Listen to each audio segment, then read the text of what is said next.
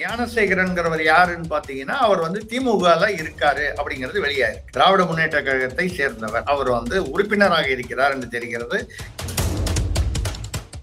மாணவரணி அமைப்பு செயலாளரா அந்த பகுதியில இருக்கிறாருன்னு சொல்றாங்க. அவர் முதல்வர் திரு ஸ்டாலின் அவர்களோடு புகைப்படம் எடுத்துக் கொண்டிருக்கிறார். துணை முதல்வர் உதயநிதி ஸ்டாலின் அவர்கள் முன்னாள் அமைச்சராக இருக்கும் போதோ இல்ல அப்போ எப்போ எடுத்துக்கிட்டான்னு தெரியல இருக்கு. மா சுப்பிரமணியம் அவர்களுடன் எடுத்துக் கொண்டிருக்கிறார். யாரோ எங்கேயோ போய் செல்ஃபி மொத்தம் ஒரு 50-100 பேர் கூட்டத்துல போய் டக்குன்னு செல்ஃபி எடுத்த மாதிரி இல்ல. இந்த புகைப்படங்கள் பார்த்தால் இவர் சந்திப்பதற்காக இன்னார் என்று சந்தித்து, இப்ப நீங்க சொல்ற மாதிரி மாணவரணி அமைப்பாளர்ங்கிற முறையில சந்தித்து அப்ப எடுத்த புகைப்படம். முதல்வர் பதவி விலக வேண்டும் அப்படின்னு போராட்டத்துல கோஷங்களை முன்வைக்கிறாங்க. அப்போ எடப்பாடி பதவி விலகணும்னு ஸ்டாலின் அவர்கள் கேட்டாரு. இப்ப பதிலுக்கு எதிர்கட்சிகள் கேட்பது சாதாரண விஷயம் தானே. அது தவறில்லை என்றால் இது தவறில்லை என்று ஆகிறது.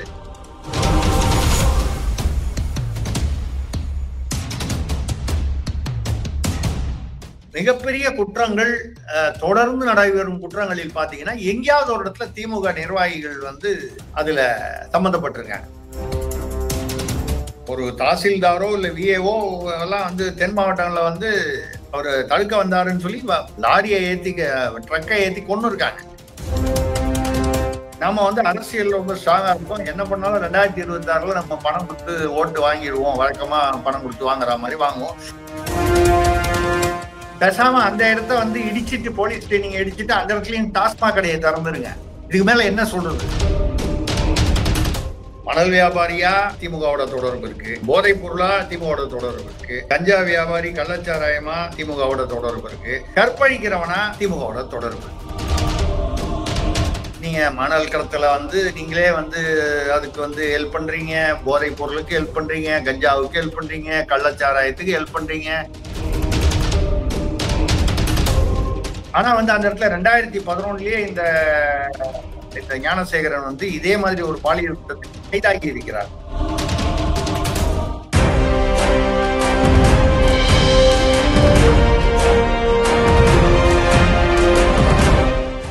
குளோப் 360 நேயர்களுக்கு அன்பு வணக்கம். இன்றைய சிறப்பு நேர்காணலில் மூத்த பத்திரிகையாளர், தமிழக அரசியலின் ஆசிரியர் திரு திரிசக்தி சுந்தர்ராமன் அவர்களை வரவேற்று நிகழ்ச்சிக்கு செல்லலாம். சார் வணக்கம். வணக்கம் பிரிட்டோ, சொல்லுங்க. நல்லா இருக்கீங்களா?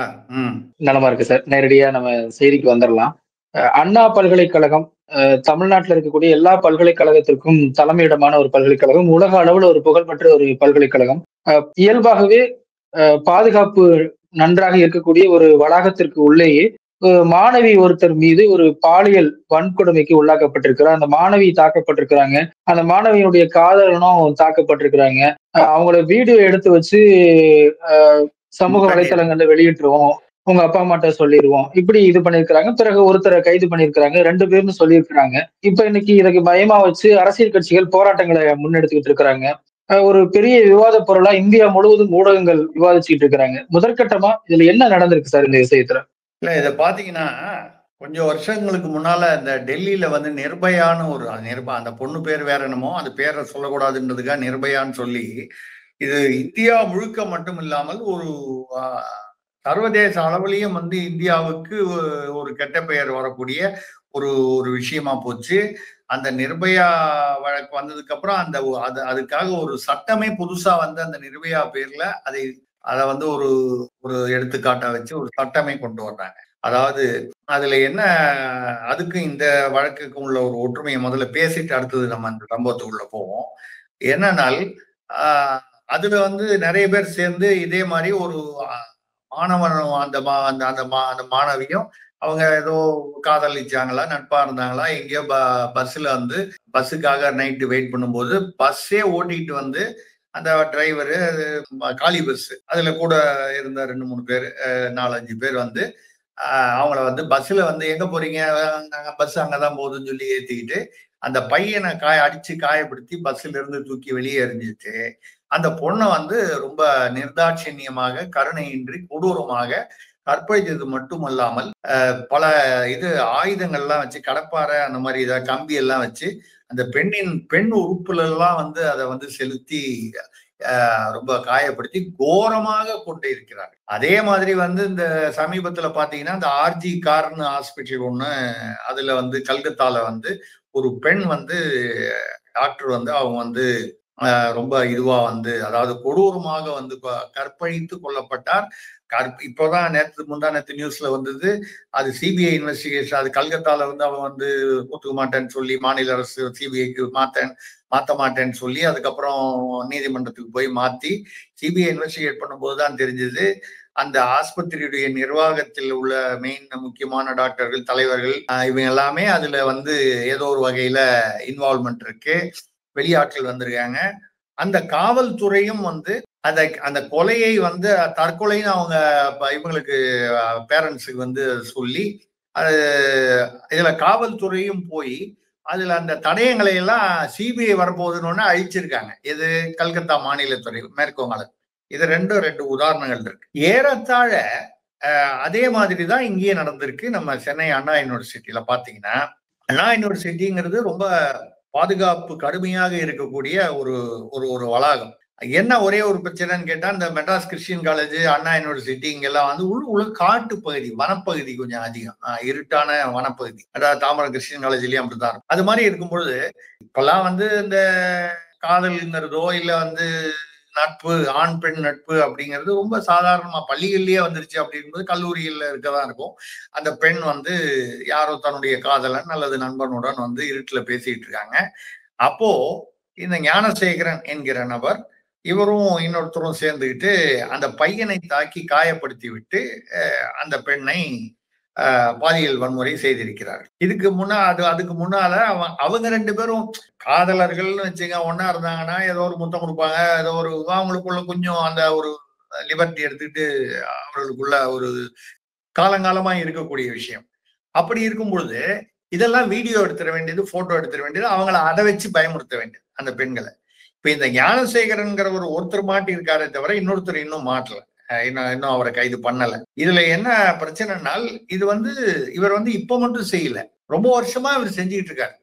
அந்த ஏரியால வந்து ஃபுட்டு, அதாவது பிரியாணி விற்கிறவராக, அது என்ன பிரியாணி விற்கிறது உண்மையான தொழிலா இல்லை இந்த மாதிரி செய்வதற்காகவே அது நடிக்கிறாரா என்று தெரியவில்லை. அந்த சாக்காக வைத்துக் கொள்கிறாரான்னு இந்த பிரியாணி வித்து முடிச்சோன்னா இந்த 7 மணிக்கு சாயந்தரம் அவர் ரெகுலரா இந்த இதுக்குள்ள போறாரு, அண்ணா யூனிவர்சிட்டி அந்த கேம்பஸுக்குள்ள. இவர் ஃபுட்டு விற்கிறவங்கன்னா இப்ப பாத்தீங்கன்னா நிறைய வந்து ஃபுட்டு டெலிவரி 24 மணி நேரமும் ஆன்லைன்ல சொமாட்டோ, ஸ்விக்கி எல்லாம் கொண்டு கொடுக்குற, ஓலால கூட ஆரம்பிச்சுட்டாங்க, கொண்டு கொடுக்குறாங்க. ஸோ உங்களால வந்து ஆட்கள் உள்ளே ஒரு வந்து தடுக்க முடியாது, இப்ப வந்து போயிட்டு இருக்காங்க. அந்த மாதிரி ஒரு ஃபுட்டு பிரியாணி கொடுக்குறாருன்னு சொல்லி உள்ள வரும்போது தான் இந்த காட்டு பகுதிக்கு போயிட்டா காட்டு பகுதியில சரியான பாதுகாப்பு இருப்பதற்கான, அதாவது பாதுகாப்பு இல்லை, இருக்கணுமா வேண்டாமாங்கிறது தான் இப்போ உள்ள கேள்வியே. காட்டு பகுதின்றதுனால அப்படியே விட்டுறதா அப்படின்னு, இல்லைன்னா அந்த காட்டு பகுதிக்கு யாரும் போக முடியாம அதுக்கு வந்து தடுப்பு ஏற்பாடு பண்ணும். இது அண்ணா பல்கலைக்கழகமும் பண்ணணும், தமிழ்நாடு அரசு காவல்துறையும் பண்ணணும். காட்டுக்குள்ள போனா வந்து அவனை வந்து கவனிக்க முடியாது, இவங்களையும் காப்பாற்ற முடியாது, குற்றவாளியையும் கண்காணிக்க முடியாது என்றால் அந்த காட்டு பகுதிக்கு போக முடியாதபடிக்கு அங்க மதில் சுவர் ஏதாவது எழுப்பி கேட்டு போட்டு பூட்டி ஏதோ ஓரளவுக்காவது செய்யணும். இது எதுவும் செய்யல. அந்த வகையில பாத்தீங்கன்னா இவங்க வந்து இந்த சம்பவத்துக்கு வருவோம். இந்த பெண் வந்து அந்த ஞானசேகரன்கிறவர் யாருன்னு பாத்தீங்கன்னா அவர் வந்து திமுகல இருக்காரு அப்படிங்கிறது வெளியாயிருக்கு. திராவிட முன்னேற்ற கழகத்தை சேர்ந்தவர், அதுல அவர் வந்து உறுப்பினராக இருக்கிறார் என்று தெரிகிறது. இது வரைக்கும் ஒன்றும் நிர்வாகியா இருக்கிறதா இது வரைக்கும் செய்தி வரல. இப்போ அதுல என்ன ஒரே ஒரு ஆச்சரியமா, அதாவது தப்பு செய்யறவன் எந்த கட்சியிலயும், மாணவரணி அமைப்பு செயலாளர், மாணவரணி அமைப்பு செயலாளரா அந்த பகுதியில இருக்கிறாருன்னு சொல்றாங்க அப்படின்னு சொல்லப்படுகிறது. இப்போ இன்னைக்கு காலையில வந்த செய்தி அது. அதாவது அது மட்டும் இல்லாமல் அவர் வந்து முதல்வர் திரு ஸ்டாலின் அவர்களோடு வந்து புகைப்படம் எடுத்துக்கொண்டிருக்கிறார். எங்கேயோ சந்திச்சிருக்காரு, புகைப்படம் எடுத்திருக்காரு. துணை முதல்வர் உதயநிதி ஸ்டாலின் அவர்கள் முன்னாள் அமைச்சராக இருக்கும் போதோ இல்ல அப்போ எப்போ எடுத்துக்கிட்டாரு தெரியல இருக்கு. மா சுப்பிரமணியம் அவர்களுடன் எடுத்துக்கொண்டிருக்கிறார். அப்போ ஆக அவர் எல்லாருக்கும் தெரிந்த நபர், அப்படி ஒன்றும் யாரோ எங்கேயோ போய் செல்ஃபி வந்து மொத்தம் ஒரு 50-100 பேர் கூட்டத்துல போய் வந்து டக்குன்னு செல்ஃபி எடுத்த மாதிரி இல்லை. இந்த புகைப்படங்கள் பார்த்தால் இவர் சந்திப்பதற்காக இன்னார் என்று சந்தித்து, இப்ப நீங்க சொல்ற மாதிரி மாணவரணி அமைப்பாளர்ங்கிற முறையில சந்தித்து அப்ப எடுத்த புகைப்படம். அந்த புகைப்படங்களை பார்த்து அண்ணாமலை அவர்கள் வெளியிட்டார். அந்த புகைப்படத்தை மற்ற தளங்களிலும் வெளியாகி இருக்கிறது. அதுல பார்க்கும்போது இது கும்பலோட கும்பலா ஒரு செல்ஃபி மாதிரி தெரியல. தனியா நின்று புகைப்படம்னா போய் சந்திச்சிருக்காரு. அப்ப இவர் திமுக நிர்வாகி என்பது ஏதோ ஒரு பெரிய அளவுக்கு நிர்வாகியா, சாதாரண நிர்வாகியா, ஆக மொத்தம் திமுக நிர்வாகி. இப்போ என்ன அதுல வருதுன்னா, பெண்களுக்கு என்ன, இப்போ நீங்க வந்து நிர்பயா நடந்த போது நாடு முழுக்க போராட்டம் நடந்தது. இந்தியா முழுவதும் எல்லா மாநிலங்களிலும் நிர்பயா நடந்தது எங்கேயோ டெல்லியில. ஆனா எல்லா மாநிலங்களிலும் மக்கள் வந்து, அதுவும் இளைஞர்கள், மாணவர்கள் கொதித்து எழுந்தார். ஏன்னா அவங்களுக்கு என்ன பாதுகாப்பு பெண்களுக்கு, அந்த நிர்பயா சட்டம்னே ஒண்ணு வந்து தமிழ்நாட்டுல வந்து இதை வந்து அவரு அமைச்சர் கோவி செழியன் அவர்கள் வந்து இதை அரசியலாக்காதீர்கள், நீங்க குற்றம் ரவுடியை வந்து வெட்டினாலும் நடு ரோட்ல ஆம்சாங்க வெட்டினதுல இருந்து எத்தனையோ ரவுடிய அதுக்கப்புறம் வந்து வெட்டியிருக்காங்க, கொலைகள் நடந்திருக்கு. அப்ப திருநெல்வேலி கோர்ட்ல வந்து வாசல்லையே வச்சு வெட்டினதுக்கு சட்ட அமைச்சர் ரகுபதி என்ன சொன்னாரு, இதுக்கு வந்து அரசு பொறுப்பேற்க முடியாது, காவல்துறை வந்து பொறுப்பாகாது, அதாவது தமிழக அரசு பொறுப்பேற்க முடியாது. இத மாதிரி வந்து வளாகத்துக்கு வெளியே தான் நடந்தது. வளாகத்துக்கு வெளியே நடந்தாலும் உள்ள நடந்தாலும் அது தமிழ்நாடு தானேங்க. தமிழ்நாட்டில் சட்ட ஒழுங்குக்கு யார் வந்து தலைவரா இருக்காரு? முதல்வர் அவர்கள் தான் காவல்துறை கையில் வைத்திருக்கிறார். மற்ற காவல்துறை தலைவர்கள் இருக்கிறார்கள், அந்தந்த எல்லாம் இருக்காங்க. நாங்க இந்த அரசு பொறுப்பேற்காது, நாங்கள் வந்து எப்படி பொறுப்பேற்க முடியும்னா, இப்ப நீ யாரு பொறுப்பேற்கிறது? நான் கூட ஒரு சேனல்ல பேசிருந்தேன், அப்படி பொறுப்பு இல்லாம அமைச்சர் பேசுறாரு. ஏன்னா அப்படி பேசுவதே வந்து இன்னும் இருக்கிற மக்களுக்கு இருக்கிற அந்த வேதனையையும் எரிச்சலையும் இன்னும் அதிகப்படுத்துகிற மாதிரி இருக்கு. இப்போ வந்து பாத்தீங்கன்னா இவர் வந்து கோவி செழியன் என்ன சொல்றாரு, இது வந்து அரசியலாக்குறாங்க எதிர்கட்சிகள், இது அரசியலாக்க கூடாதுன்னு. தொடர்ந்து நடக்குது. வழக்கறிஞர் இப்போ ஓசூர்ல வழக்கறிஞர் நடு ரோட்ல வெட்டினாங்க, திருநெல்வேலியில நடந்துச்சு. அதுக்கு முன்னால வந்து சைதாப்பேட்டை கோர்ட் வாசல்ல வச்சு ஒரு திமுக ஆட்சிக்கு வந்த புதுசுல நடந்துச்சு. ஒருத்தர் வந்து சாட்சி சொல்ல வந்த குற்றவாளி, கேஸ் அட்டன் பண்றதுக்காக வந்த ஒரு குற்றம் சாட்டப்பட்டவர், அவரை அங்கேயே வந்து வெட்டினாங்க. இதெல்லாம் இந்த கேங் வார். இவன் அவனை வெட்டினா இவன் அந்த குரூப்ல இருந்து இவன் அவனை வெட்டுறான், இவன் அவனை வெட்டுறான், மாறி மாறி நடந்து. இதுக்கு தானங்க உளவுத்துறை இருக்கு.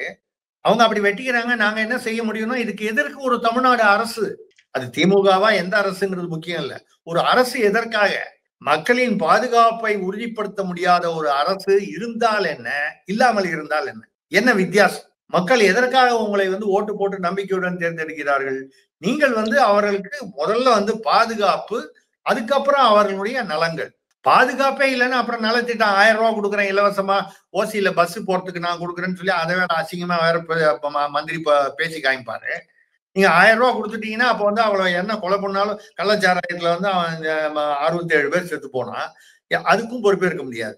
நீங்க இங்க எல்லா இடத்துலயும் இதுல முக்கியமான ஒரு விஷயம் என்ன பார்க்கணும்னு சொன்னீங்கன்னா, மிகப்பெரிய குற்றங்கள் தொடர்ந்து நடைபெறும் குற்றங்களில் பாத்தீங்கன்னா எங்கேயாவது ஒரு இடத்துல திமுக நிர்வாகிகள் வந்து அதுல சம்பந்தப்பட்டிருக்காங்க. ஒரு உதாரணம், கள்ளச்சாராய அந்த கள்ளக்குறிச்சியில எடுத்துங்க. அவர் உதயசூரியன் எம்எல்ஏவும் ஒரு வசந்தம் கார்த்திகேயன் எம்எல்ஏவும் அவரும் இன்னும் சில நிர்வாகிகளும் திமுகவிலிருந்து அவர்கள் தான் வந்து இதை காய்ச்சுவதற்கான சில எல்லா ஏற்பாடுகளும் செய்து பைப் லைன்ல வச்சு மிகப்பெரிய அளவில் பண்றாங்கன்னா, அப்படின்னா எம்எல்ஏ பண்ணும்போது காவல்துறை என்ன பண்ணும்? அவங்களுக்கு உதவிதான் பண்ணதே தவிர தடுக்கல. ஆக கள்ளச்சாராயம் காய்ச்சறது காவல்துறையுடைய உதவியுடன் யார் செய்கிறார்கள்? திமுக நிர்வாகிகள் செய்கிறார்கள். சரி, நீங்க இதை எடுங்க, மணல் கடத்தல் எடுங்க. அவர் கரிகாலன் வந்து துரைமுருகன் அமைச்சருடைய மகன் கதிரானந்தோட லண்டன்ல அவருக்கு என்னமோ ஹோட்டல் வாங்கி கொடுத்தாரு அப்படின்னு சொல்லி ஒரு கார் வாங்கி கொடுத்தாருன்னு சொல்றாங்க. அது 100 கோடி ரூபாய்க்கு ஹோட்டல் ஏதோ வாங்கி கொடுத்தாருதான் பேசப்படுகிறது, நம்பப்படுகிறது, தெரியல. அதுல வந்து பாத்தீங்கன்னா அந்த காரோட வந்து கரிகாலன் நிக்கிறாரு. அப்புறம் அந்த ராமச்சந்திரன், ரத்னம் இவங்க எல்லாம் வந்து அந்த மணல் கடத்தல்ல அதிகமான பேர் அடிபடுகிறது. இவங்க எல்லாருமே துரைமுருகனோடையும் திமுக தலைமையோடையும் வந்து நெருக்கமாக இருப்பவர். அதுக்கப்புறம் இப்ப சமீபத்துல வந்து வேற ஒருத்தர்கிட்ட வந்து அந்த இதை மாத்தி விட்டுட்டாங்க, மணல் கடத்தல் இதை வந்து சீர்காழியை சேர்ந்த ஒருவர் அப்படின்னு சொல்லி ஒருத்தர் பேர் அடிபட்டு வெளியில வந்துச்சு. அவர்கிட்ட கம்ப்ளீட்டா மாத்தி விட்டுட்டாங்க. யார் அவரு? திமுக தலைமையுடைய வீட்டுக்கு ரொம்ப நெருக்கமானவர், சீர்காழி. சரிங்களா?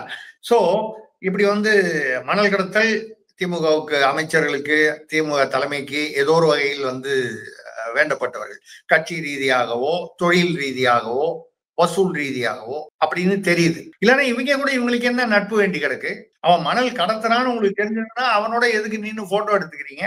அவன் வாங்கி கொடுத்த காரை ஏன் யூஸ் பண்றீங்க? அவனோட நின்று நாளைக்கு அதை அவனை மிஸ்யூஸ் பண்ற மாதிரி ஏன் அலோவ் பண்றீங்க? அப்படின்னா அவன் நடத்துற தொழில் உங்களுக்கு தெரிஞ்சுதான் பண்றீங்க. இப்ப வந்து போதை அதே மாதிரி ஜாஃபர் சாதிக்கு முதல்ல வந்து என்ன சொன்னாங்க, அவரு யாருன்னே தெரியாதுங்கிற மாதிரி முதல்ல நடிக்க ஆரம்பிச்சாங்க. அப்புறம் வந்து காவல்துறை ஆணையர் கையால் அவருக்கு வந்து கேடயம். எதுக்கு? அவர் தான் வந்து பெரிய வந்து இதுல தமாஷ் என்னன்னா, எந்த அளவுக்கு இவர்கள் வந்து மக்களை முட்டாளாக நினைத்து விட்டார்கள் என்றால், அந்த ஜாஃபர் சாதிக்கு இருக்கும்போது போதை பொருளுக்கு போதை பழக்கத்திற்கு எதிரான ஒரு மாரத்தான் ஓட்டம். நம்ம இளைஞர்கள் ஒரு 200 பேரை கூப்பிட்டா வாயானா வந்து ஓடி போறான். அவன் எதுக்கு ஓடுறோம்னு தெரியாம ஏதோ ஒரு உடற்பயிற்சிங்கிற மாதிரி நினைச்சு ஒரு நல்ல நோக்கத்தோடு போகும். அது மாதிரி ஓடி அதுக்கு வந்து அவர் வந்து ஸ்பான்சர் பண்ணாருன்றதுக்காக அவருக்கு கேடயம் கொடுத்திருக்காரு அப்ப உள்ள காவல்துறை தலைவர். அந்த ஜாஃபர் சாதிக்கு தான் இன்னைக்கு உள்ள இருக்காரு. அவர் தம்பி சலீம் அவர் வந்து இதுல விசிகால பொறுப்புல இருந்தாரு. அவரும் அந்த பிரச்சனையில அதே நிறைய பேர் கைதாயிருக்காங்க. ஆக மணல் வியாபாரியா திமுகவோட தொடர்பு இருக்கு, போதைப் பொருளா திமுகவோட தொடர்பு இருக்கு, கஞ்சா வியாபாரி கள்ளச்சாராயமா திமுகவோட தொடர்பு இருக்கு, கற்பழிக்கிறவனா திமுகவோட தொடர்பு இருக்கு. நீங்க இப்படி இதே மாதிரி பாத்தீங்கன்னா இன்னும் சாதிய தலைவர்கள் இந்த ரவுடிகள் இந்த மாதிரி, அதாவது நான் சொல்றது வந்து சாதிய தலைவர்கள் ரவுடிகள்னு சொல்லல, சாதிய தலைவர்கள்ல சாதிக்காக ஒரு கழகமோ ஒரு அமைப்பு வச்சு நடத்துறவங்க இருக்காங்க. அது இல்லாம சாதியின் பெயரை வைத்துக் கொண்டு ரவுடிசம் செய்பவர்கள் நிறைய பேர் இருக்காங்க. எந்த சாதி பொதுவா சொல்றேன், பல சாதி.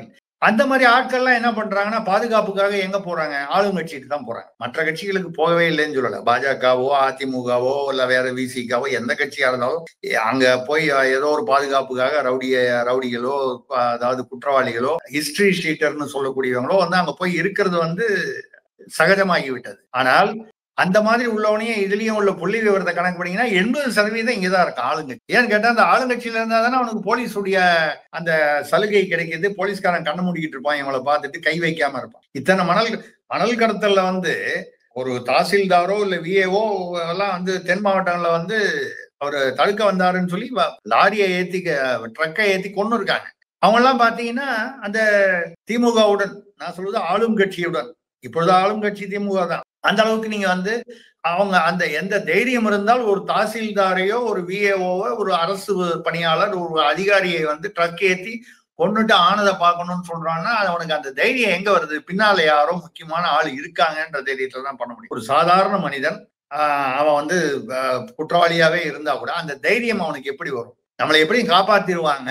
யாரோ ஒரு விஐபி இல்ல விவிஐபி அந்த தைரியம் இருப்பதால் தான் நடக்கிறது. இது தமிழ்நாட்டில் மிக அதிகமாகிவிட்டது. இப்போ கனிமொழி எம்பி அவர்கள் வந்து மணிப்பூர்ல கலவரம் நடந்து பாதிக்கப்பட்டாங்க அப்படின்னு சொல்லி எல்லாம் வந்து இங்க வந்து மெழுகுவர்த்தி ஊர்வலம் தான் விட்டாங்க. அப்புறம் காஷ்மீர்ல வந்து ஒரு இஸ்லாமிய பெண் வந்து ஒரு சிறுமியை வந்து எங்கேயோ வந்து பாலியல் துன்புறுத்தலுக்கு உள்ளானார்னு சொல்லி இங்க மெழுகுவர்த்தி ஊர்வலம். யாரு?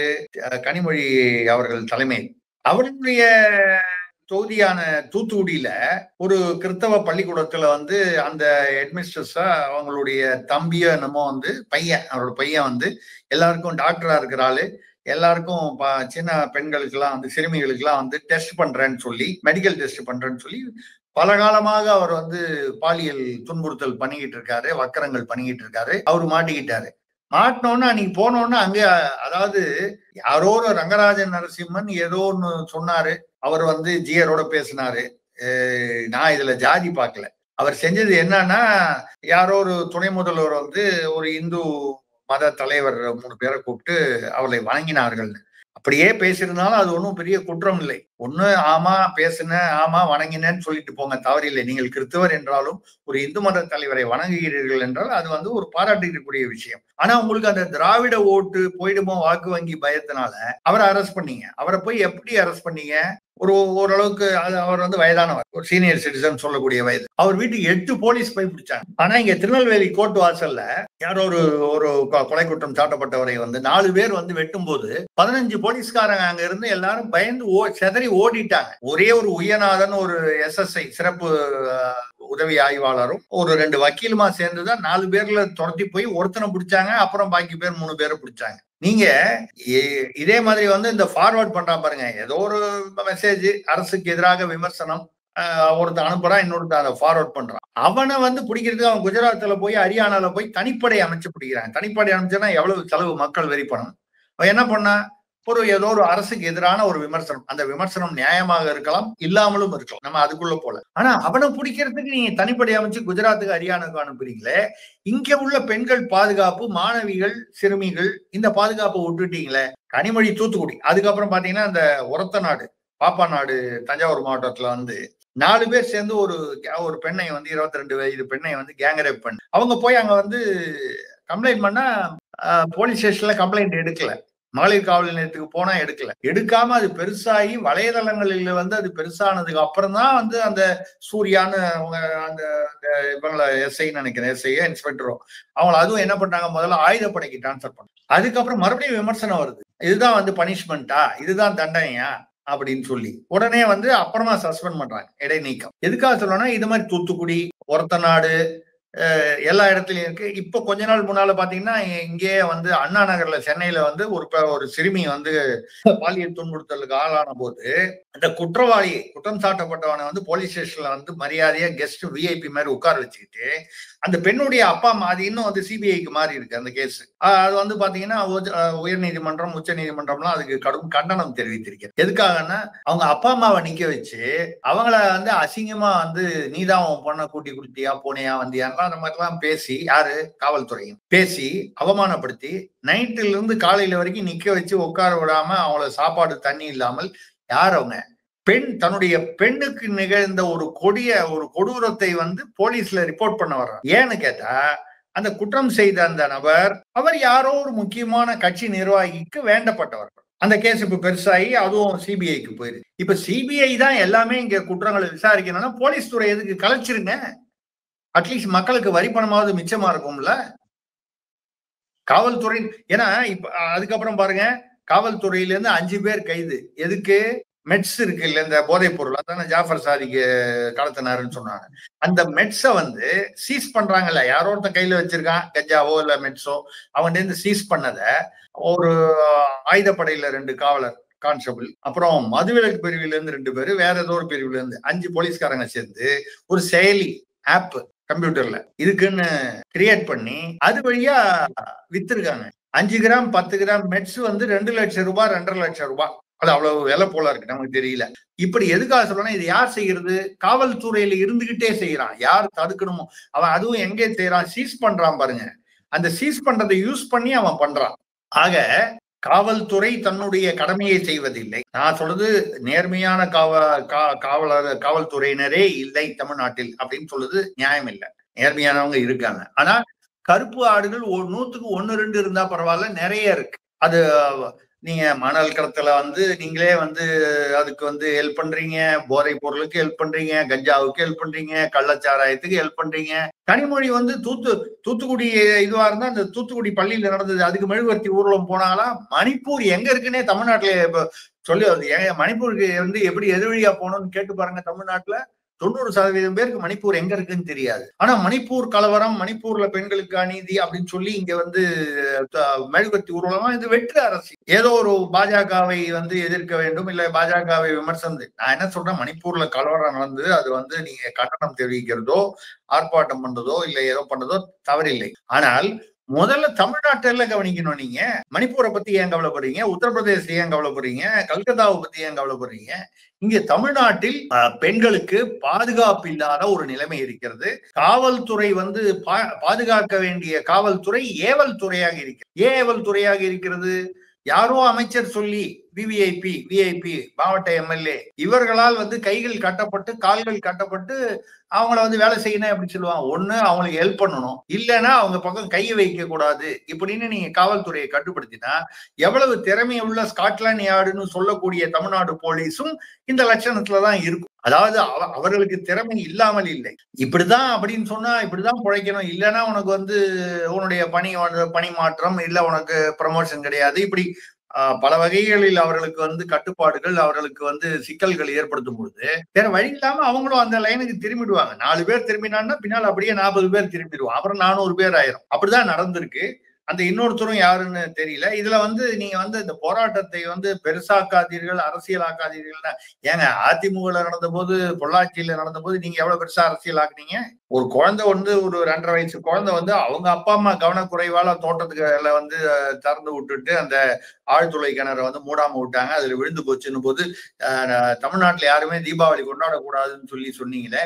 அவங்க அப்பா அம்மாவுடைய கவனக்குறைவுல குழந்தை விழுந்துருச்சு. வருத்தமான விஷயம், துக்கமான விஷயம். அதுக்கு தமிழ்நாடு முழுக்க வந்து தீபாவளி கொண்டாடக்கூடாது அதிமுக ஆட்சியில. பொள்ளாச்சியில் வந்து அதிமுக ஆட்சியில் நடந்த போது வந்து நிச்சயமாக அதை வந்து கண்டித்து தமிழக அரசியல் பத்திரிகையில் அட்டப்படமே போட்டோம். அதாவது அந்தந்த ஆட்சியில் நடக்கும் தவறுகளை கண்டித்திருக்கிறோம், விமர்சனம் செய்திருக்கிறோம். பட் அவ்வளவு குரல் நீங்க கொடுத்தீங்க பொள்ளாச்சிக்கு. இப்ப இதை அரசியல் ஆக்காதீர்கள்னு எப்படி கேக்குறீங்க? எந்த முகத்தை வச்சுட்டு கேக்குறீங்க? நீங்க வந்து அது மட்டும் இல்லாம இப்போ அதிமுகல பாத்தீங்கன்னா 9 மாவட்டத்திலயும் வந்து ஜெயக்குமார் ஒரு அமைச்சர், முன்னாள் அமைச்சர் ஜெயக்குமார் வந்து கைது பண்ணியிருக்காங்க. போராட்டம் பண்ணாருன்னு. அதுக்கப்புறம் இன்னும் பல நிர்வாகிகள் 9 மாவட்டத்திலயும் என்னமோ கைதாகியிருக்காங்க.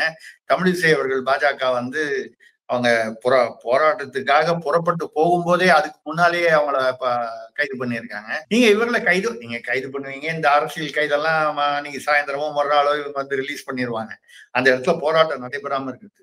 பட் எவ்வளவு நாள் வந்து நீங்க இப்படி வந்து இதே மாதிரி வந்து ஒரு அடக்குமுறையை வைத்து தமிழ்நாட்டை வந்து ஆள முடியும்னு நினைக்கிறீங்க? நீங்க காவல்துறையும் வந்து முறையாக செயல்படவில்லை. பல இடங்களில் வந்து அவர்களே வந்து குற்றவாளிகளுக்கு உதவி செய்கிறார்கள். இவ்வளவு உதாரணம் நம்ம சொல்லியிருக்கோம். நீங்களும் வந்து அதை வந்து அது எதிர்கட்சிகள் கேட்கத்தான் செய்வார்கள். பொள்ளாச்சியில நம்ம கேட்கும்போது நல்லா இருந்தது இல்ல. இப்ப அதுதானே ஆசிரியர்கள் கேட்கிறாங்க. நீங்க வந்து நாங்க போராட்டம் பண்ணும்போது, அரசு ஊழியர்கள் போராட்டம் பண்ணும்போது, எதிர்கட்சியாக இருந்த போது ஸ்டாலின் அவர்கள் நாங்கள் அழையாமலேயே வந்து பல முறை வந்து போராட்டத்துல கலந்துப்பாரு.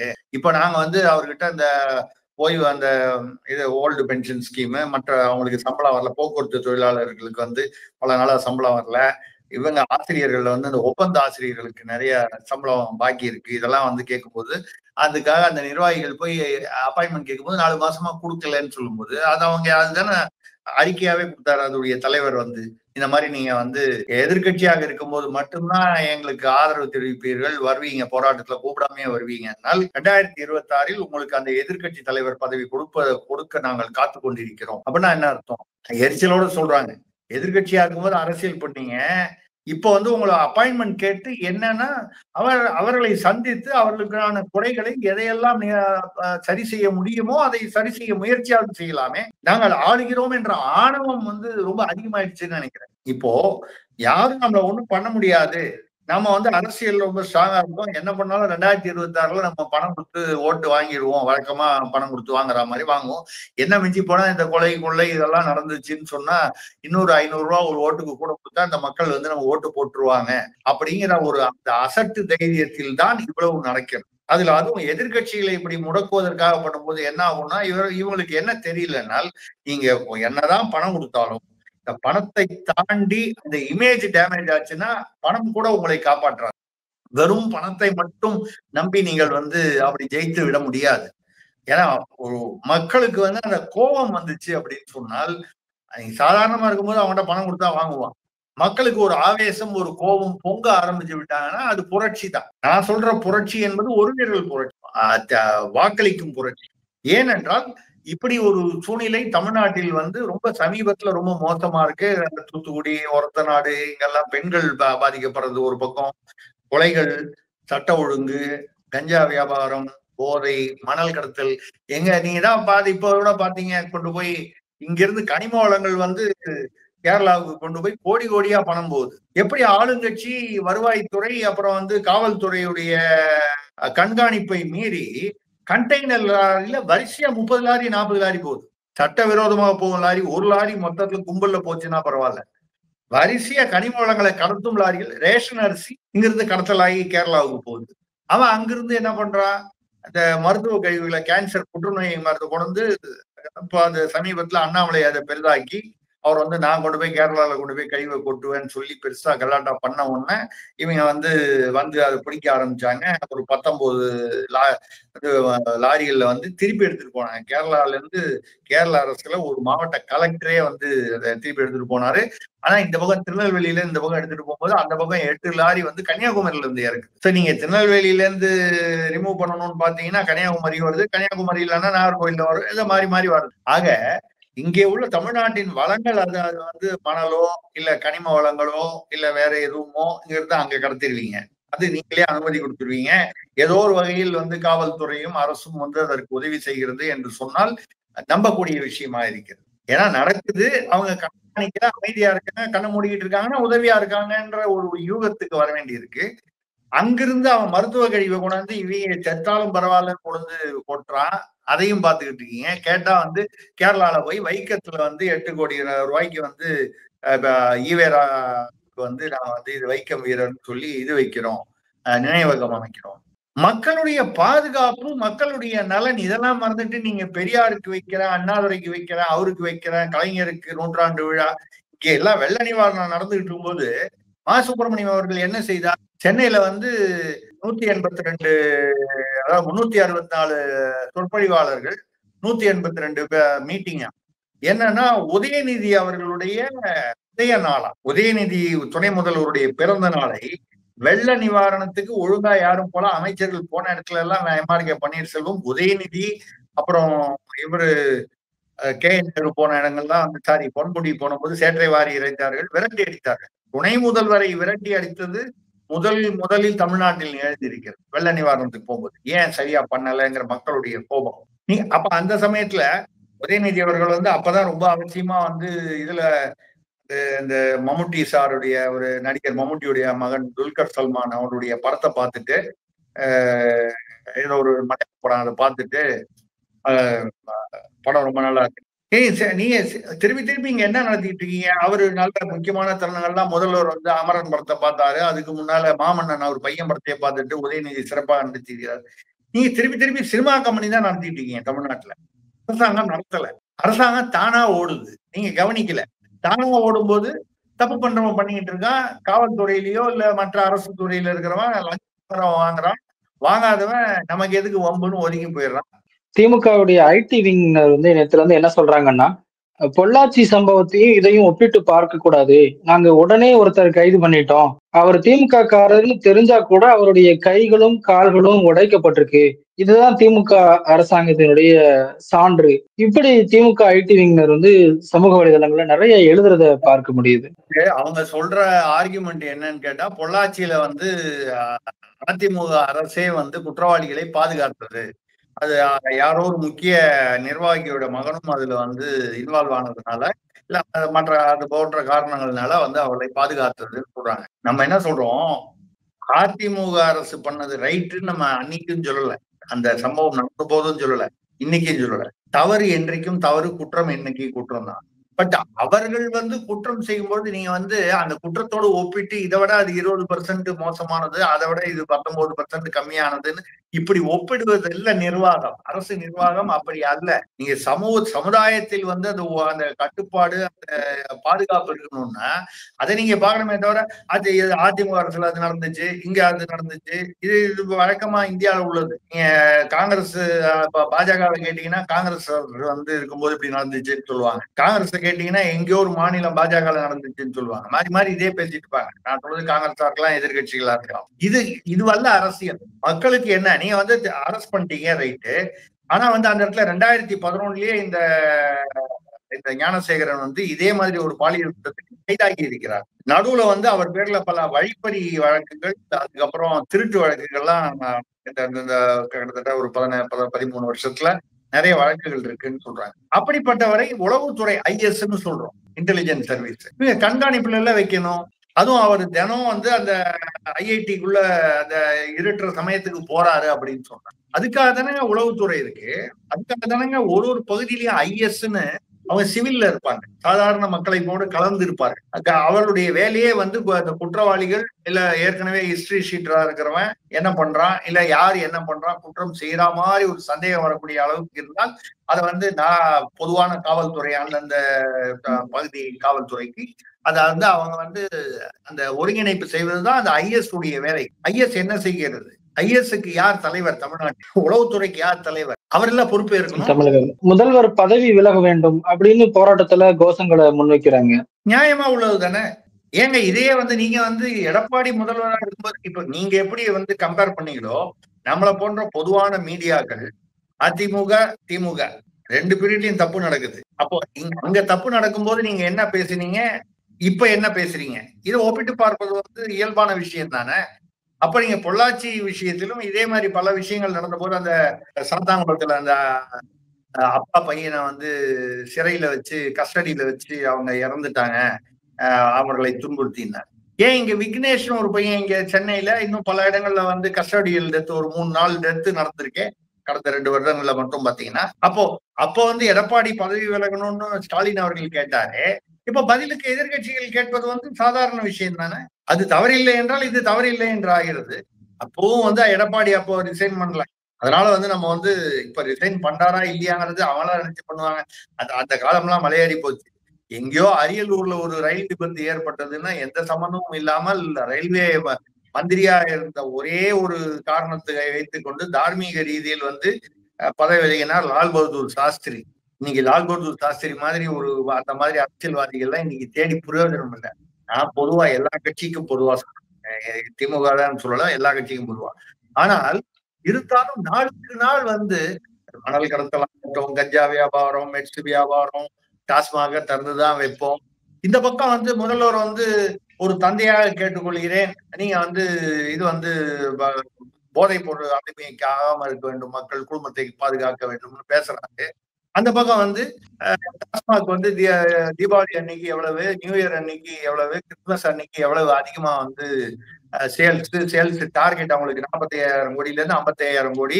யார் வந்து அதிகமா விற்கிறாங்களோ அவங்களுக்கு ஊக்கத்தொகைன்னு கொடுத்தீங்கன்னா என்ன அர்த்தம்? காலையில 7 மணில இருந்தே வந்து இப்ப திறக்கலாமான்னு ஒரு ஆலோசனைன்னு ஒரு பேச்சு அடிபடுது. ஒரு சில மணி நேரங்கள் முன்னால இந்த பக்கம் நீங்க திறந்து விட்டுருவீங்க, குடிக்கிறவனுக்கு அதிகமா வந்து அதை ஏற்பாடு பண்றவனுக்கு உதவுறவனுக்கு வந்து பணியாளர்களுக்கு ஊக்கத்தொகை கொடுப்பீங்க. ஆக நீங்களே வந்து இங்க பண்ணிட்டு அந்த பக்கம் டிவியில வந்து நான் ஒரு தந்தையாக சொல்கிறேன்னு சொன்னா, அப்போ எங்க அப்பா இருக்காருன்னு வச்சுங்க, ஒரு குடும்பத்துல இல்ல நானே ஒரு தந்தையாக இருக்கிறேன் என்றால், நானே என் பையனுக்கு வந்து என் பசங்களுக்கு வந்து பாட்டில் வாங்கி கொண்டாந்து வீட்டுல வச்சு குடிக்க சொல்லிட்டு அதுக்கப்புறம் அப்பா குடிக்காதப்பா குடி அது உடலுக்கு கெடுதி விளைவிக்கும் சொல்றது எவ்வளவு அபத்தம். வெளியில போய் அவங்க நீங்களேதான் வந்து அவன் குடிக்க ஏற்பாடு பண்றீங்க, நீங்களேதான் போதைப் பொருளை வந்து சகஜமாக நடமாடுவீர்கள். கஞ்சா வியாபாரம், இப்ப கஞ்சா அடிக்கிறான், போதை அதிகமாகுது, டாஸ்மாக் சாராயம் குடிக்கிறான் அப்படின்னா அவன் தன்னிலை மறக்கும் போது என்ன பண்றான்? தவறு செய்கிறான். தண்ணி அடிக்காதவன் தவறே செய்வான்னு நம்ம சொல்லல, தண்ணி அடிச்சதுனால எல்லாருமே தவறு செய்வான்னு நம்ம சொல்லல, அப்படி பொதுவாக பேசவில்லை. ஆனால் இந்த ஆள் வந்து திடீர்னு தண்ணி அடிச்சுட்டு இன்னைக்கு குற்றம் செய்யல, 2011லயே குற்றம் பண்ணியிருக்கான். நடுவுல அவன் பேர்ல பல வழக்குகள் இருக்கு. அண்ணாமலை பேட்டியில் சொல்லுகிறார், அது எவ்வளவு தூரம் வந்து தகவல் வந்து புள்ளி விவரம் சரின்னு தெரியல. அவர் வந்து என்ன சொல்றாருன்னா, பல வழக்குகள் இப்ப வந்து அவன் பேர்ல ஏற்கனவே இருந்ததை அழித்திருக்கிறார்கள், டெலீட் பண்ணியிருக்காங்கன்னு சொல்றாரு. அது எவ்வளவு தூரம் உண்மைன்னு நமக்கு தெரியல. அப்படி பண்ணியிருந்தா அது மிகப்பெரிய குற்றம். அப்ப குற்றவாளி வந்து அவன் மட்டும் இல்ல, தமிழக அரசும் காவல்துறையும். இது மிக மிக வருத்தமான விஷயம், வேதனையான விஷயம். இது வந்து என்னன்னா நிர்பயா விஷயத்தில் வந்து ஒரு இது நடந்தது அப்படின்னா, நிர்பயா வந்து அதுக்கப்புறம் வந்து அப்படியே வந்து வடநாட்டுல டெல்லியிலயோ மற்ற மாநிலங்கள்லயோ வந்து இப்படிப்பட்ட குற்றங்கள் வந்து ஜீரோ ஆகிவிட்டது அப்படின்னு நம்ம சொல்ல தயாராக யதார்த்தத்தை பேசுறோம். ஆனால் அது ஜுவனைல், அங்கேயும் வந்து பாத்தீங்கன்னா ஒரு ஜுவனைல்னா அதாவது 18 வயசுக்கு கீழ்பட்ட ஒருத்தரும் அந்த குற்றவாளிகள் 16 வயசு இருந்தாலே வந்து அவனை வந்து அடல்ட்டா வந்து மற்றவங்களோட சாதாரணமான கோர்ட்ல இல்லைன்னா என்ன, ஜுவனைல்னா சிறார் குற்றவாளி அப்படின்னு சொன்னால் மேக்சிமம் 3 வருஷம் அந்த சிறார் விடுதியில் இருக்கு. 3 வருஷம் அவன் பாட்டுல சும்மா ஹாஸ்டல்ல இருக்க மாதிரி இருந்துட்டு வெளியே வந்துட்டு மறுபடியும் அதே மாதிரி குற்றங்கள் செய்யும். இது வந்து யதார்த்தமாகி விட்டது. அப்போ ஒரு பக்கம் இதையும் செஞ்சுட்டு இதுக்கு கடுமையான அதாவது இல்லை என்றால் நீங்கள் அரசு என்கவுண்டர் செய்தாவது, எனக்கு புரியுது, என்கவுண்டர் சொல்லும் போது மனித உரிமை எல்லாம் பேசுவாங்க. ஆனா ஓரளவுக்கு மக்களுக்கு பயம் வர வேண்டும் என்றால் ஜெயலலிதா ஆட்சியில் அந்த வங்கி கொள்ளையர்களை என்கவுண்டர் பண்ணாங்க. அதுக்கப்புறம் வங்கி கொள்ளையே நடக்கலையே. இத மாதிரி நீங்க சில விஷயங்கள்ல அசுரத்தனமான அசுர வைத்தியம் என்று சொல்வார்கள். அந்த அசுர வைத்தியம் செய்துதான் ஆக வேண்டும். அதை நீங்க செய்ய மறுக்கிறீங்கன்னா ஏன் மறுக்கிறீங்க? மறுபடியும் தப்பு செய்யறவன் பூரா உங்க கட்சி நிர்வாகி இல்ல உங்க கட்சியோட தொடர்புள்ளவர். அங்கதான் பிரச்சனை வருது. நீங்க பொது குற்றவாளி. அதே போல எஃப்ஐஆர் உடனே அந்த பாலியல் வழக்குல பாதிக்கப்பட்ட மாணவியினுடைய உண்மையான பெயர், அவங்களுடைய முகவரி, இந்த தகவல்களை காவல்துறை உடனடியா ஆன்லைன்ல அப்லோட் பண்ணிருக்கிறாங்க. இது மாதிரியான வழக்குகள்ல இதெல்லாம் மறைக்கணும். ஆனா இது எதனால இப்படி செஞ்சாங்கன்னு சமூக ஆர்வலர்களும் கேள்வி எழுப்புறாங்க. இது உச்ச நீதிமன்ற வழிகாட்டுதலின்படி இதுவே குற்றம், தவறு இல்ல. தவறு வேறு, குற்றம் வேறு. உங்களுக்கு புரியும் நினைக்கிறேன்.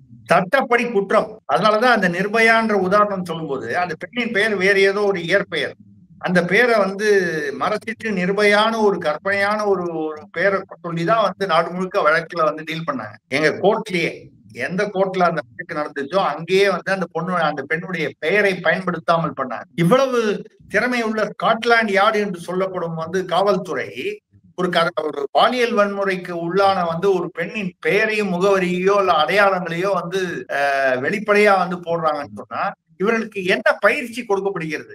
போலீஸ் ட்ரைனிங் காலேஜ்னு வச்சிருக்கீங்களே, பேசாம அந்த இடத்த இடிச்சிட்டு, போலீஸ் ட்ரைனிங் இடிச்சிட்டு அந்த இடத்துலயும் டாஸ்மாக் கடையை திறந்துருங்க. இதுக்கு மேல என்ன சொல்றது? அவர்களுக்கு அப்ப என்ன அர்த்தம்? அவர்களுக்கு யார் இதை கையாண்டார்களோ அந்த காவல்துறை அதிகாரிகள், அவர்களுக்கு போதுமான திறமை இல்லை என்று கொள்ளவா, இல்லை போதுமான பயிற்சி இல்லை என்று கொள்ளவா? திறமை இல்லைன்னா திறமையானவர்களை வைக்க வேண்டும். பயிற்சி இல்லைன்னா அதுக்கப்புறம் ட்ரைனிங் காலேஜ் எது? இப்ப சுப்ரீம் கோர்ட்டோ ஹைகோர்ட்டோ கைட்லைன்ஸ் இதெல்லாம் சில வழக்குகளில் முடிவு செய்கின்றன, சில பொதுவான நியதிகளாக சொல்கின்றன. அதையெல்லாம் அவ்வப்பொழுது அவர்களுக்கு ட்ரைனிங்ல கொண்டு வர வேண்டாமா? பயிற்சியில நீதிமன்றம் அப்படி சொல்லியிருக்கு, உயர் நீதிமன்றம் சொல்லியிருக்கு. ஏன்னா கீழமை நீதிமன்றங்கள் சொன்னா மாறுபடலாம். உச்ச நீதிமன்றம் சொல்கிறது அப்படின்னு சொன்னால் அது நாட்டுக்கே அதுதான் ஃபைனல். அந்த மாதிரி விஷயங்களை இப்படி டூஸ் அண்ட் டோன்ட்ஸ் சொல்லுவாங்க. எதை செய்யணும், எதை செய்யக்கூடாது, இதை நீங்க காவலர்களுக்கு, காவல் அதிகாரிகளுக்கு கற்றுக் கொடுக்கவில்லையா? அப்ப எதுக்கு போலீஸ் ட்ரைனிங் காலேஜ்? அதனாலதான் கேட்டேன். இடிச்சுட்டு பேசாம டாஸ்மாக் வைங்க.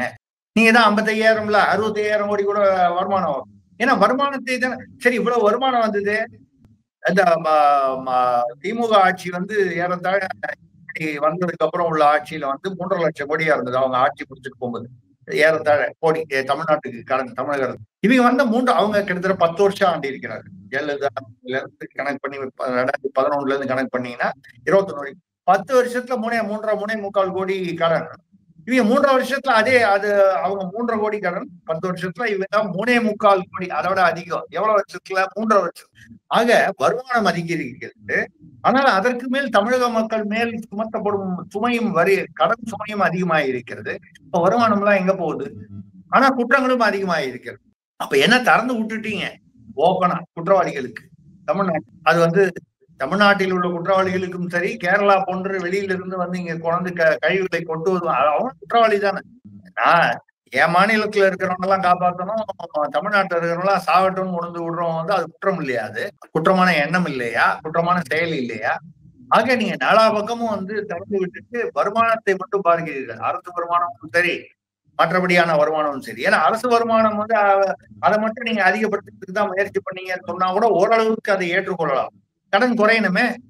5.5 லட்சமாயி 6.5 லட்சமாயி 7.5 லட்சமாயி 8.25 லட்சம் வந்துருச்சு. கிட்டத்தட்ட 2026 10 லட்சத்தை தாண்டிடும் சொல்றாங்க போற போக்குல.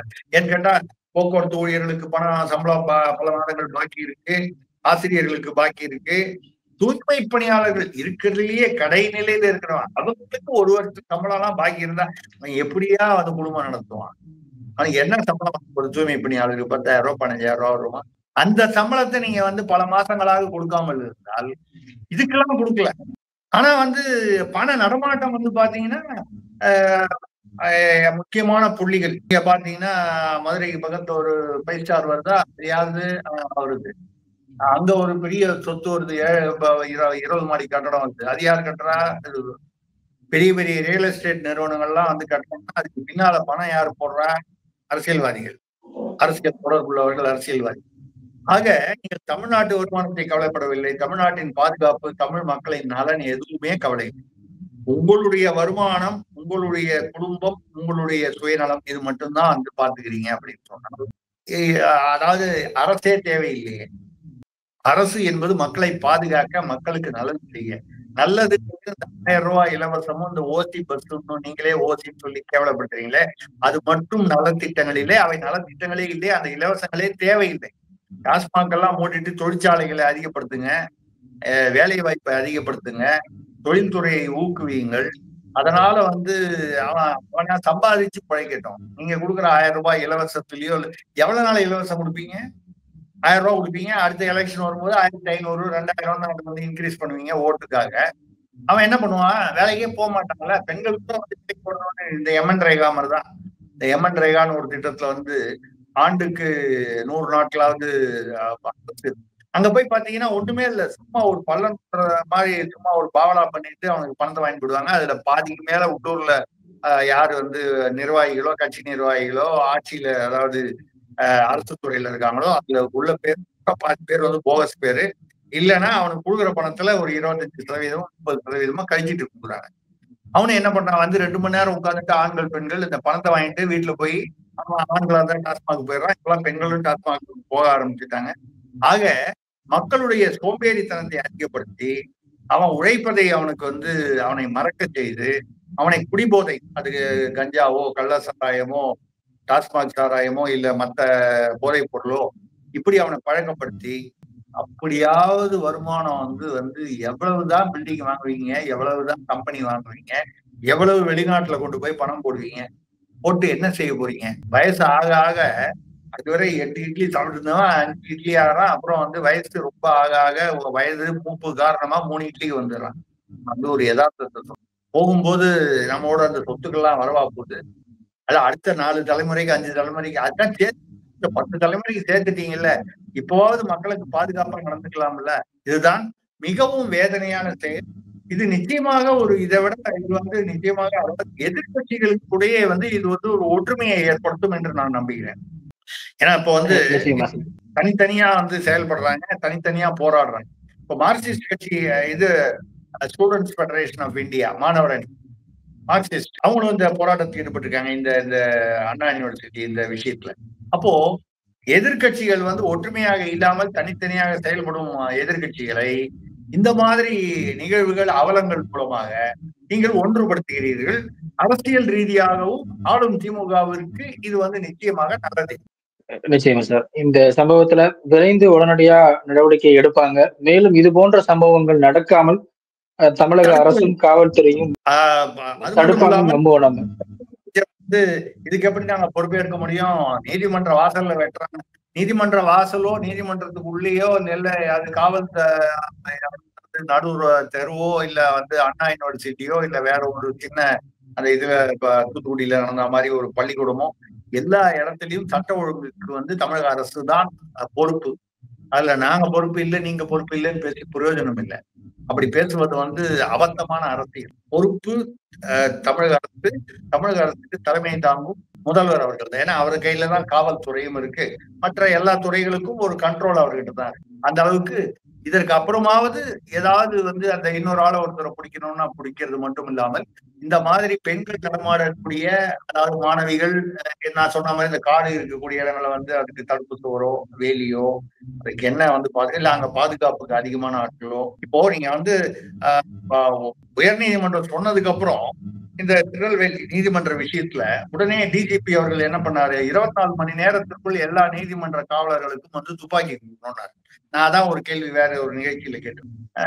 24 மணி நேரத்துக்குள்ள நீதிமன்றத்துல தமிழ்நாடு முழுக்க எல்லா நீதிமன்றங்களையும் அதாவது கீழமை, சிவில், கிரிமினல் எல்லா விதமான நீதிமன்றங்கள், உயர் நீதிமன்றம் எல்லா இடத்துக்கும் வந்து அப்படின்னால் எனக்கு தெரிஞ்சு ஒரு தோராயமா ஒரு கணக்குல எனக்கு சொல்றேன் 10,000 துப்பாக்கிகள் 24 மணி நேரத்துக்குள்ள சப்ளை பண்ணணும்னா இவ்வளவு நாளா அந்த 10,000 இருக்கலாம் 5,000 இருக்கலாம். அவ்வளவு 1000 துப்பாக்கிகளை எங்கே வைத்துக் கொண்டிருந்தீர்கள்? பூஜை போட்டிருந்தீங்களா? எதுக்கு வச்சிருந்தீங்க? ஏன் வச்சிருந்தீங்க? இப்ப அது வேலை செய்யுமா? சும்மா கையில துப்பாக்கி வச்சிருந்தா பிரயோஜனம் இல்லை. 2 வக்கீல் ஓடி போய் பிடிச்சாங்கல்ல திருநெல்வேலி வழக்குல, அந்த மயாண்டி அந்த கொலையில. அந்த வக்கீல் என்ன கையில துப்பாக்கியா வச்சிருந்தாங்க? மன தைரியத்துல வச்சுதானே போய் கூட ஒரு SSI ஓட்டாங்க, அவர் போய் பிடிச்சாரு. அவர் கையில துப்பாக்கி இல்லையே. துப்பாக்கி என்பது வேண்டும், அந்த அடையாளம் வேண்டும், மற்றவங்களுக்கு பயம் வர்றதுக்காக வேணும். ஆனால் மனதைரியம் அங்கிருந்து சிதறி ஓடிய மற்ற போலீஸ்காரர்களுக்கு இல்லாத தைரியம் அந்த இளம் 2 வக்கீல் 4 வக்கீல் இருந்ததுல. அப்ப நீங்க போலீஸ்காரர்களுக்கு அந்த மனதைரியம் வரும் அளவிற்கு பயிற்சி கொடுக்க வேண்டும் இல்ல. அவர்களுக்கு பின்னால் அதுக்கான அவர்களுக்கு என்ன சப்போர்ட் கொடுக்கணுமோ அதெல்லாம் கொடுக்கணும்ல. இதைத்தான் முதல்வர் அவர்கள் இதை ஒரு ஏதாவது தன் ஆட்சிக்கு ஏற்பட்ட ஒரு மிகப்பெரிய சவாலாக எடுத்துக்கொண்டு மக்கள் நலன் கருதி தகுந்த நடவடிக்கைகளை, பாதுகாப்பு மட்டும் இல்லாமல் முன் எச்சரிக்கை நடவடிக்கை, அதுதான் முக்கியம். நாங்க பிடிச்ச உடனே 3 மணி நேரத்துல கைது பண்ணிட்டோம்னு பெருமை பேசுறதுல அர்த்தம் இல்லை. பாராட்டுகிறோம், செய்ததை பாராட்டுகிறோம், இல்லைன்னு சொல்லல. ஆனா முன்னெச்சரிக்கையா என்ன பண்ணீங்க அப்படிங்கிறதுதான் முக்கியம். ஏன்னா முன்னெச்சரிக்கையா சரியா செயல்பட்டால் 75% குற்றங்கள் நிகழாமலே போய்விடும். இப்போ அதுக்கு வழி இல்லாமல் நீங்கள் முன்னெச்சரிக்கையாக இல்லை என்பது எல்லா விஷயங்களிலும் தெரிகிறது. இதற்கு அப்புறமாவது தமிழக அரசு, முதல்வர் அவர்கள் இதை இரும்பு கரம்னு நிறைய பேசி இருக்காரு. ஆனா இது வரைக்கும் அந்த இரும்பு கரத்தை இந்த பார்வேர்டு போட்டவனும், சாதாரணமா ஏதோ யூடியூப்ல பேசினவனும், இவனுக்கு எதிராக உள்ள அந்த இரும்பு கரம் உண்மையான கொலை, கொள்ளை, கஞ்சா, போதை, மணல் கடத்தல், இது இந்த கற்பழிப்பு, பாலியல் வன்முறை, இப்படி பண்ற கொடும் குற்றவாளிகளுக்கு எதிராக இரும்பு கரங்கள் இல்லையே. இரும்பு கரங்கள் பூரா அரசியல் நோக்கத்தோடு தானே இருக்கு. அந்த இரும்பு கரம் தேவையில்லை. அந்த இரும்பு கரம் உங்களையே நாசம் செய்துவிடும். நீங்கள் கொடுக்குற்றம் செய்தவனுக்கு தான் நீங்க இரும்பு கரம் காமிக்கணும். இதுல ஏதோ ஒரு பார்வேர்டு ஒண்ணு தப்பா போட்டான்னா கூப்பிடுங்க, கண்டிங்க, ஒரு வழக்கு பதிவு பண்ணுங்க, கைது பண்ணணும்னு அவசியம் இல்ல. வழக்கு பதிவு பண்ணுங்க, எல்லாம் எச்சரிச்சு இனிமேல் மறுபடியும் கைது பண்ண வேண்டி இருக்குன்னு எச்சரிக்கை கொடுங்க. இங்கெல்லாம் 8 போலீஸ்காரனை வச்சு நீங்க பண்றீங்க. திருநெல்வேலி நீதிமன்றத்துல 15 போலீஸ்காரங்க எல்லாரும் 4 பேர் கையில அருவாளோட ஓடி போயிடுறாங்க பயந்துகிட்டு. அப்போ உங்களோட தைரியம், துணிச்சல்லாம் எங்க? இந்த ஒன்றுமறியாத பாமர மக்கள், அவன் ஏதோ யூடியூப்ல பேசுறான், ஒரு நிருபர், ஒரு பத்திரிகையாளர், ஊடகவியலாளர், சமூக சேவை, யாரு எந்த சாதி, எந்த மதம்ங்கிறத பத்தி நம்ம அதெல்லாம் கொண்டு வரல. இப்படிப்பட்டவர்களுக்கு பின்னால உங்க இரும்புக்காரங்கள் போய் என்ன பிரயோஜனம்? நீங்கள் அந்த கொடுங்குற்றவாளிகளை இரும்புக்காரம் போட்டு ஒடுக்கினீர்களா, அரசுக்கு ஆட்டோமேட்டிக்கா நீங்க ஒண்ணுமே செய்யலாம். பணமே கொடுக்காமையே திமுக 2026 மறுபடியும் ஆட்சி, ஓட்டுக்கு இவ்வளவு நீங்க பணம் கொடுக்க வேணும், டெய்லியே நீங்க.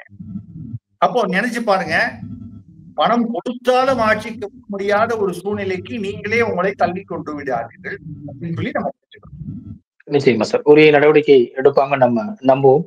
நிகழ்ச்சியில் பங்கெடுத்தமைக்கு மிக்க நன்றி சார். நன்றி, வணக்கம்.